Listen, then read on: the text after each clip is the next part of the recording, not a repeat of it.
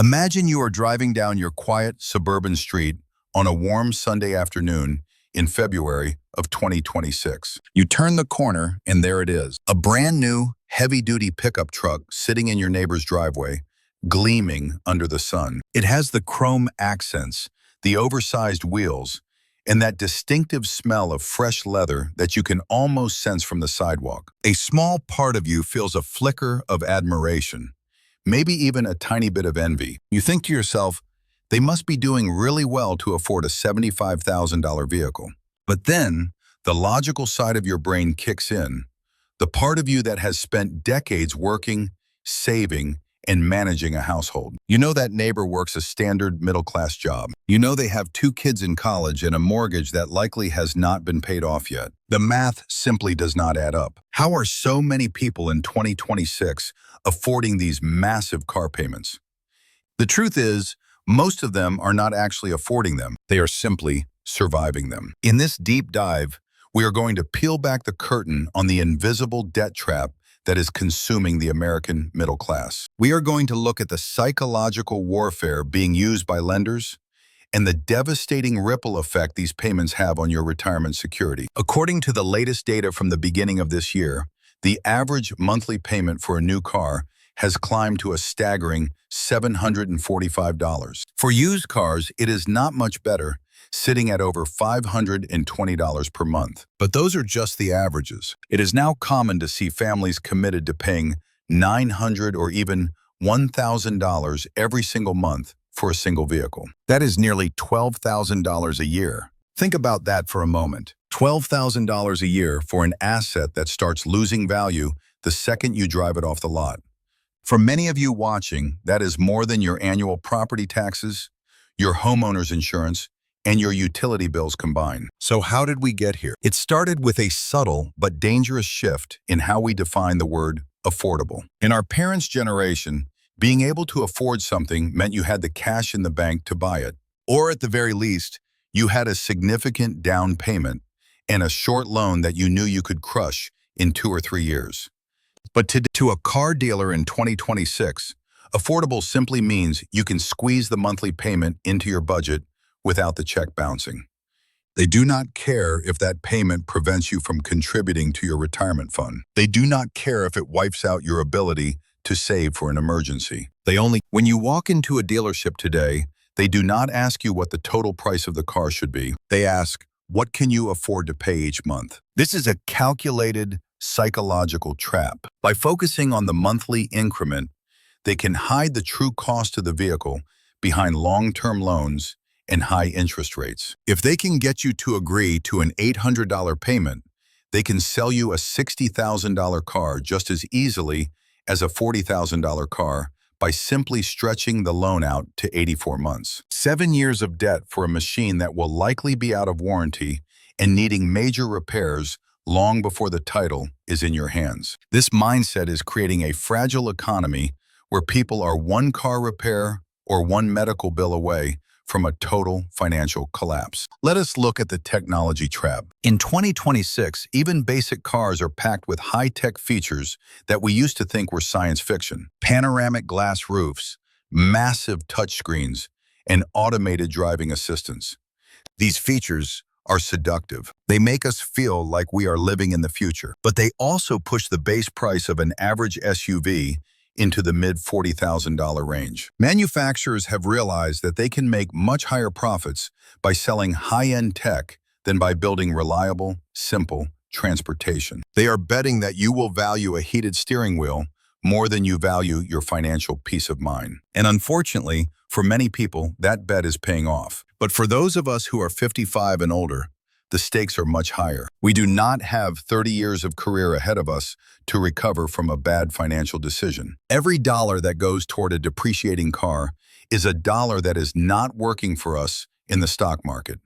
Consider the power of compound interest. If you took that same $800 a month and invested it in a simple index fund, over 10 years, that money could grow into nearly $150,000. That is the difference between a stressful retirement and a comfortable one. Instead, many people are choosing to give that wealth to a bank in exchange for a temporary status symbol. There is also the hidden cost of interest. With interest rates on new cars hovering around 7% and used cars often hitting 12%, you are paying a massive premium for the privilege of borrowing. On a $60,000 loan over 7 years at 7%, you will pay over $16,000 in interest alone. That is the price of a decent used car, paid to the bank just for the right to drive their car. And let us be clear, until that final payment is made, the bank owns that car, not you.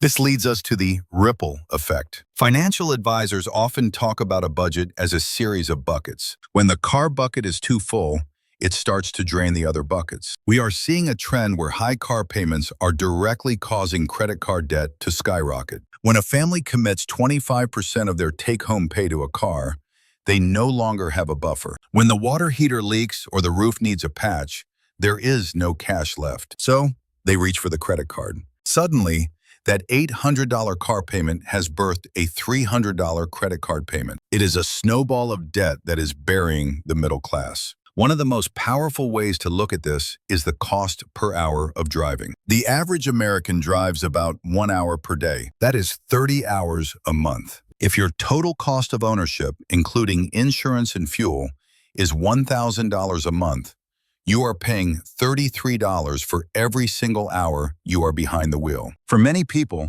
that is more than they earn in an hour of work. They are effectively working their entire day just to pay for the vehicle that gets them to work. It is a modern form of indentured servitude. You are working for the car instead of the car working for you. So, how do we break this cycle in 2026? It starts by returning to some old school wisdom. The truly wealthy, the people who actually have the million-dollar retirement accounts we discussed in previous videos, rarely drive the flashiest cars. They understand that wealth is what you do not see. Wealth is the money in your brokerage account, not the metal in your driveway. There is a simple rule you should consider before your next purchase. The 24-10 rule. Put at least 20% down so you never owe more than the car is worth. Finance it for no more than 4 years. And ensure the total cost of ownership is less than 10% of your gross income. If you cannot meet those criteria, you simply cannot afford that car. It might mean driving a 5-year-old Toyota instead of a brand new Lexus. But that Toyota will give you something a Lexus cannot. It will give you the freedom to sleep soundly at night, knowing your future is secure. Buying a used car is still the single best financial move the average person can make. In 2026, a 3-year-old vehicle has already taken the biggest hit in value. Let someone else pay that initial 30% of depreciation. You can step in and buy a high-quality, reliable machine for a fraction of the original price. And if you can pay cash, do it. The feeling of driving a car that you truly own, with no monthly bill hanging over your head, is far superior to the smell of new leather. We have to stop comparing our lives to the curated images we see on social media or the shiny objects in our neighbors' driveways. The pressure to keep up with the Joneses has never been higher.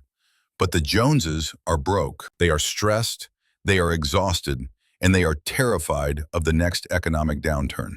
Real success is being able to retire when you want, on your own terms. It is being able to help your grandchildren with their education, or travel the world without worrying about a monthly bill. That brand new truck will be a rusted pile of scrap in 20 years, but your financial independence will last a lifetime. Take a hard look at your current car payment tonight. Ask yourself, is this vehicle helping me reach my goals, or is it an anchor holding me back? If it is an anchor, it might be time to make a difficult but necessary change. Sell the luxury, buy the freedom.